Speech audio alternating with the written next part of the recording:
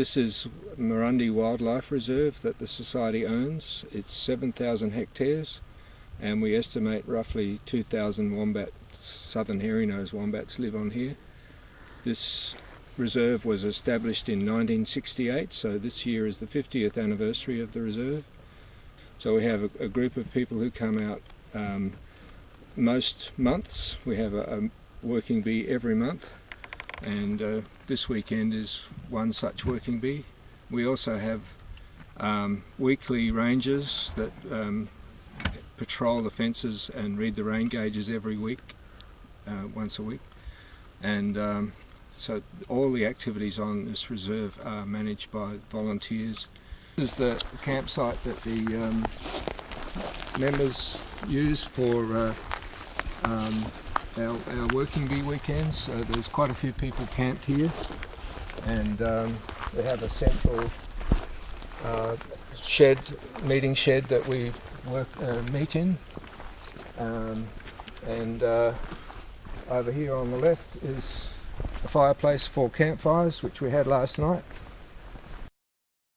I've been a member of Wombats SA since I was probably this tall, knee-high to a grasshopper, and yeah, it's a lifelong passion that I've had so far. So it's a really good group. It would be nice to see some more younger members come in, but that's something we will have to work on as a society. But it's still really good, and there's no like major disagreements of opinions because everyone's sort of really like-minded, and yeah, it's quite good. My parents were members of the society. They joined in the late 60s, early 70s, and we just used to come up with them. Yeah, that's how I got involved in it. I think you'll find there's a few other people around that are also family. My son's involved in it now, and so there's a few other families that are continuing down the line. Yeah, it's a good organisation to belong to. I like belonging to it, and we've done a lot of work around here. When they first took it over, there was nothing here but dirt. So and just help, just putting up fences and everything like that, looking after the fences. All of this undergrowth has come back.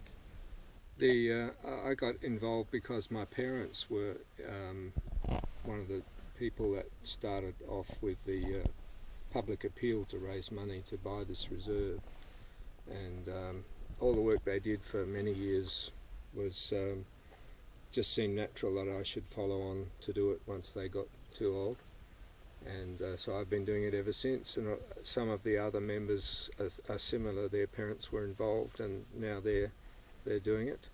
So it's kind of a family thing, and the atmosphere we like to preserve up here is one of social cohesion and like an extended family. So it helps to keep the interest up, to have people coming out that like to be together, and we all have a common interest in the environment and in looking after our native animals. So this is a great project for everybody to be involved in to do that.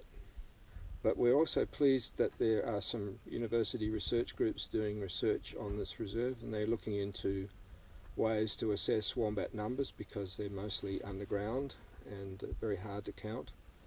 But they're also looking at wombat social activity using video footage to see how many wombats go down one burrow, for instance, and how many burrows are occupied in a warren, that sort of thing.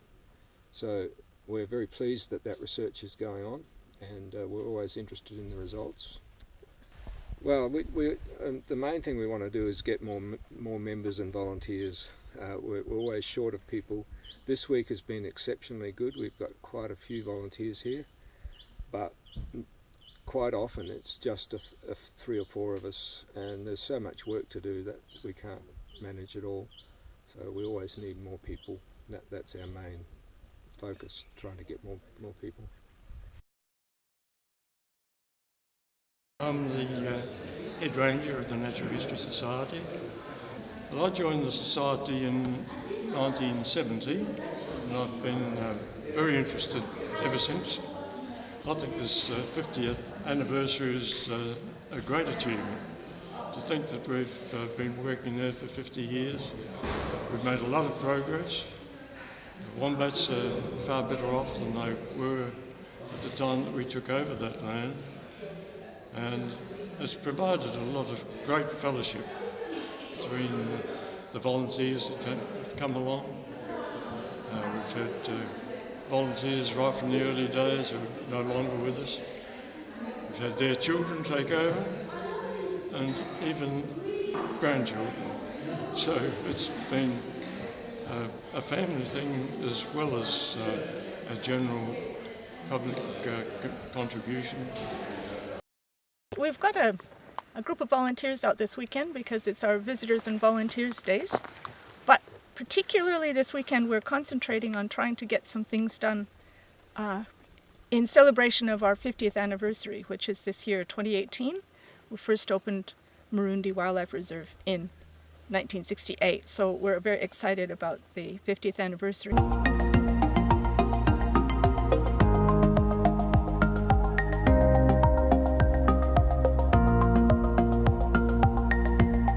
And one of the jobs that we're doing is we're just working our way around the nature trail, which is people can park outside and come in and then just guide themselves around.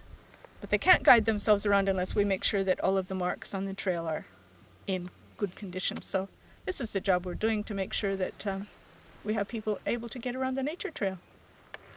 So we're restoring this old hut which was built in the 1940s, and there were some woodcutters who lived in it during the 1940s to make charcoal. So they cut down a lot of trees around here and threw them into some pits which are further over, and set fire and made charcoal. And these huts were built, there's a few of them around, they were built for people to live in. It must have been very primitive conditions, very dirty, and we like to keep it as a historical record of how people lived here. So we're restoring it because the roof had fallen in due to termite activity, and so we're hoping it will be as rustic looking as it was originally. One funny story that I tell from time to time is a man who was an ex-army man, served in World War II. He loved to make damper, and he made that over the hot coals of the fire. And when he was mixing up the dough, he said, "Would you like it white or brown?" And everybody said, "Oh, brown." He said, "Oh, good, I won't have to wash my hands."